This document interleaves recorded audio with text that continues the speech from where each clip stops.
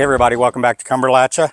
And today we're going to do, I call it a tropical chicken. It's kind of like my pineapple chicken, but I was at the grocery today and I couldn't believe it. I'm up in East Tennessee and I literally found what I used to pick off my trees in the backyard, mangoes. They're starting to soften, so they're ripe. So we're going to add this to my, well, pineapple chicken, but now it's going to be, I'm going to call this tropical chicken.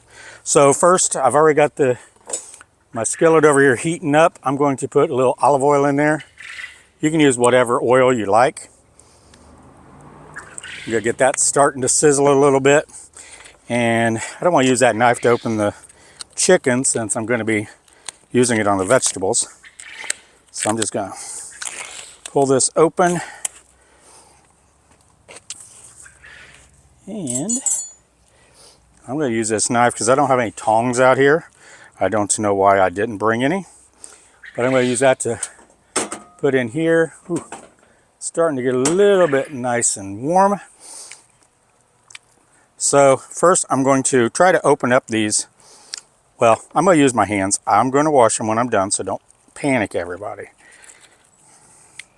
So I got them all opened up. Let me wash off my hands. And of course, why we're washing our hands is because chicken could carry salmonella, as everybody knows. But those birds you hear making noise back there, the quail, they do not carry salmonella. So you can eat their eggs raw. You don't have to worry about getting salmonella poisoning from the meat, because quail don't carry salmonella, which is very interesting. I didn't know that when I got them. So kind of interesting fact. So now let's just take these and put them in the skillet. We're just going to start browning these off.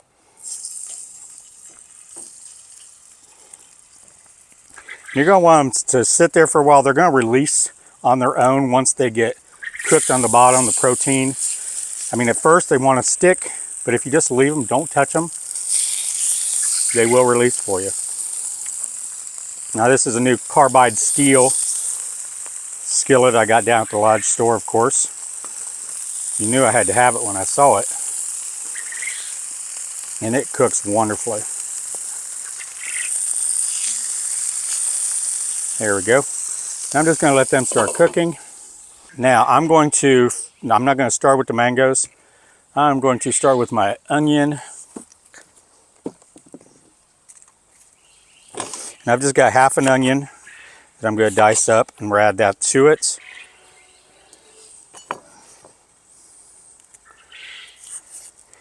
I'm telling you what, it is in the 80s up here today. It's beautiful, but where I've set up my kitchen is right in the sun. So I'm not in the shade. I just walked 10 feet over that direction into the shade and it feels like someone turned on the air conditioner. It's wonderful, but I'm not in it. Now, if you guys watched my video over on Cumberlachia Homestead, you will see that we have baby chicks and we got them out a little bit ago. I'll show you some pictures of them. We made in a little box to let them play in outside. It's in the 80s, so it's not cold for them. They had a ball. They were just, looked like they were foraging for everything. Every time one of them grabbed something, the rest came looking to see what they had. I ain't going to use those since the table's dirty. I'm going to put this in with the chicken so it can start cooking down.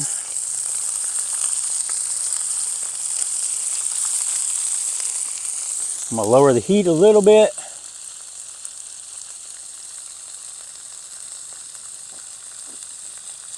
Hard to see the flames out here in the sun. And then I'm going to, if you guys watched my video the other day, I had some chicken stock left over from the canned chicken that I used, and I put it in the fridge and saved it for this recipe. It's going to be perfect for it. So I want to put with the chicken stock, and I've probably got maybe half a cup, a little bit more than half a cup. And I'm going to put probably about between a quarter and a half cup of soy sauce in there. Now it sounds like a lot of soy sauce, but this is low sodium. If you use regular soy sauce, don't put salt in it until you taste it, because you know soy sauce is very salty. Okay, and then to that I'm going to add about 3/4 cup of ketchup.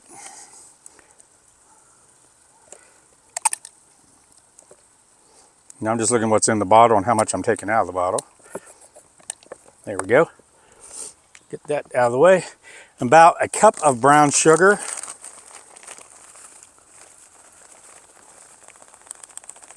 It's going to be nice and sweet.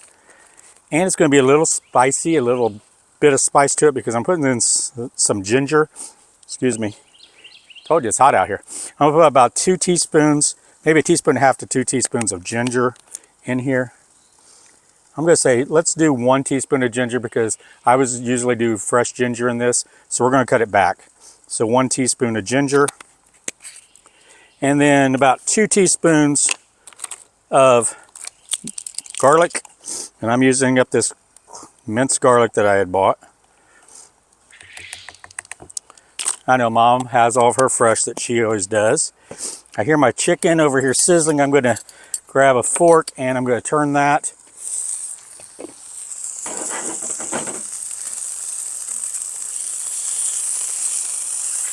Ooh, it is browning beautifully. I love this skillet.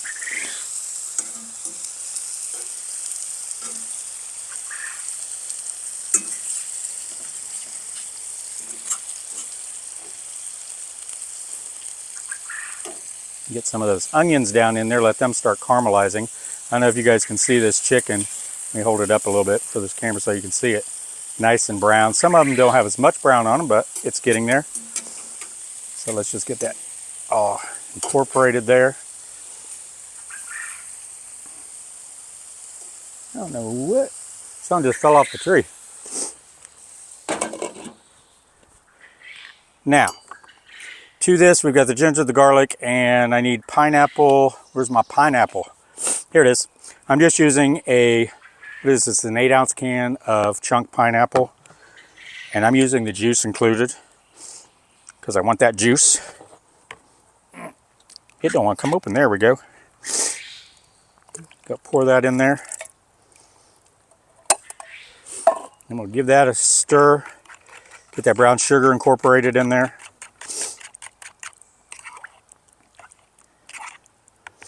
All right. Now I'm going to set this aside here. And I'm going to do the mangoes. I haven't done a mango since I left Florida. I'm loving this. Okay. So, if you guys get a mango at the store, and I hope you find them up here, if they're very, very hard when you get them, you don't really want them yet, you're not going to be able to use them. You want so your finger can just mush down just a little bit. And then I stand it on end with the point or the stem going away from me. And we're going to cut just to the side of that stem because right below the stem is the seed.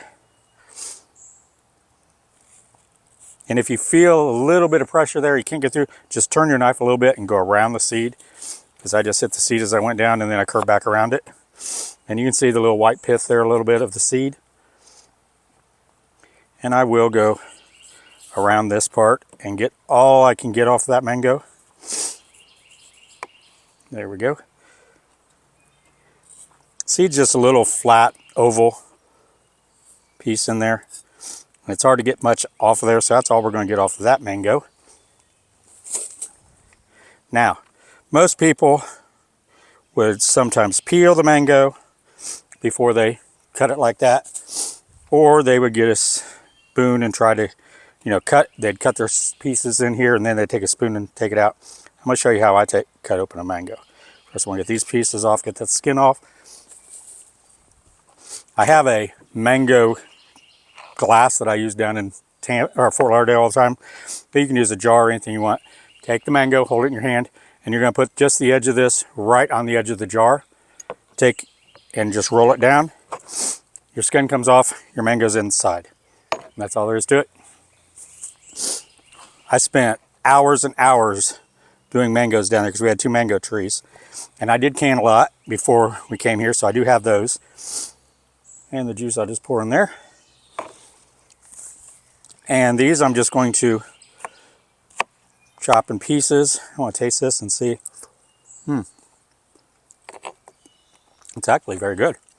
I didn't think it was going to be that good all the way up here in Tennessee. I'm not sure where it came from. I have to look at the sticker, maybe it'll tell me. I'll set this here, put the mango in here. We're going to do the other mango, and then I will wash my hands. Let's see if it says on here. Product of Guatemala. Mine were products of my backyard. Okay, let's see how the chicken's doing over here. Ooh, that looks nice.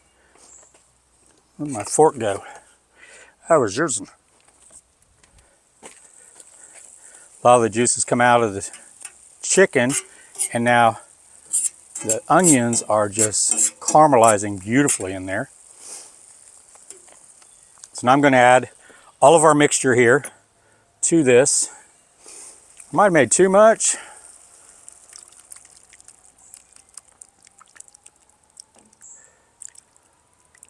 Nope, just about right. Right to the top. We're going to bring this to a boil, and then I'm going to reduce the heat and let it simmer for a while. Let that condense, and cook off some of the broth, and we'll be back. Hey everybody, we're back. I noticed when I cooked about 15-20 minutes, there was still a lot of juice in here, and I think it's because of I had a little bit more than half a cup of chicken stock from the canned chicken I had, and the mangoes let out a lot of juice. So I just mixed a little bit of cornstarch and water and put it in here and let it thicken up, and it is beautiful. It has a nice little, almost like a gravy, a nice sauce on it. So I'm gonna pull some of this out here and show you what we have. It smells good up here.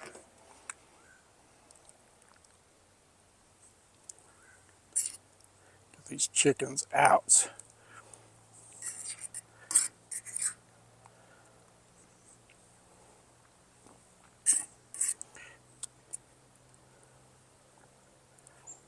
There we go. Now let me grab a spoon because we want some of that beautiful sauce and fruits on top, the mangoes and the pineapple.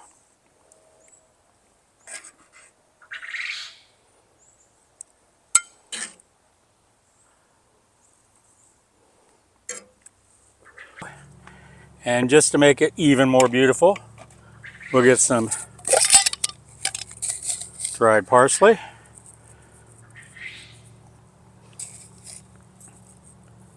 Y'all, this looks good enough to eat. Here we go. It's my tropical chicken made with pineapple and mangoes. I want to give this a try.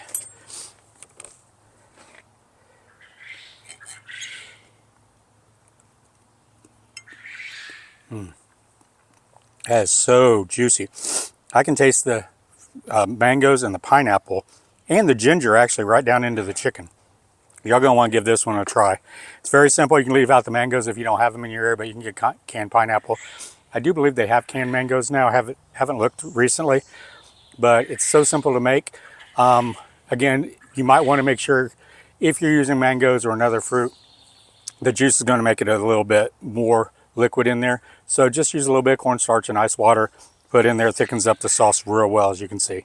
So give this a try. I appreciate each and every one of you for joining us here. Hope you have a great week, and don't forget to go over to Cumberlachia Homestead. I'll put it right here at the end, a video clip right here. I'm also going to list it down below in the description so you can check out the baby chickens that we now have on the homestead. Until next time, you all take care and love you. God bless.